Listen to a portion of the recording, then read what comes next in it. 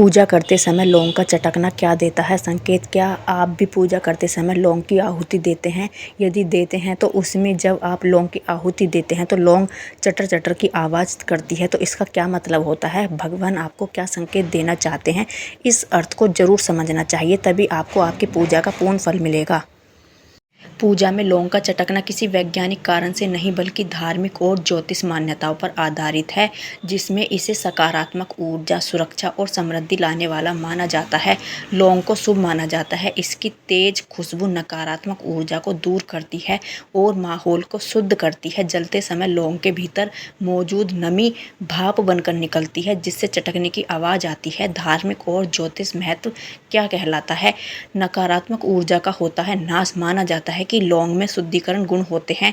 इसे जलाने से वातावरण शुद्ध होता है और नकारात्मक ऊर्जा दूर होती है। सकारात्मक ऊर्जा का होता है संचार। लौंग की सुगंध से सकारात्मक ऊर्जा घर में आती है और शांति बनी रहती है। सफलता और समृद्धि। ज्योतिष के अनुसार लौंग को दीपक में जलाने या हवन में आहुति देने से धन, वैभव और सफलता मिलती है, जिससे आर्थिक स्थिति बेहतर होती है। वैज्ञानिक कारण: आंतरिक नमी का वाष्पीकरण। लौंग में कुछ प्रतिशत नमी होती है। जब इसे जलाते हैं तो यह नमी भाप बनकर तेजी से निकलती है, जिससे लौंग के अंदर दबाव बनता है और वह चटकती है।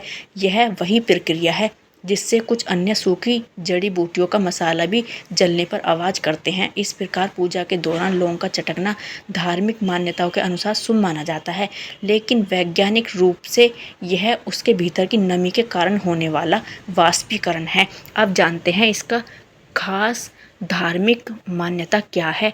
देखिए, जब हम लौंग की आहुति देते हैं, ये हमारे किसी न किसी खास देवता के निमित्त ही हम लौंग की आहुति देते हैं। और जब हम लौंग की आहुति देते हैं तो इसका अर्थ ये निकलता है, इसका संकेत ये होता है कि जिस भी देवी देवता के निमित्त हमने लौंग की आहुति दी है, उसने हमारी पूजा को स्वीकार कर लिया है, उन तक हमारी आहुति पहुंच गई है और अब आपके काम बनने वाले हैं।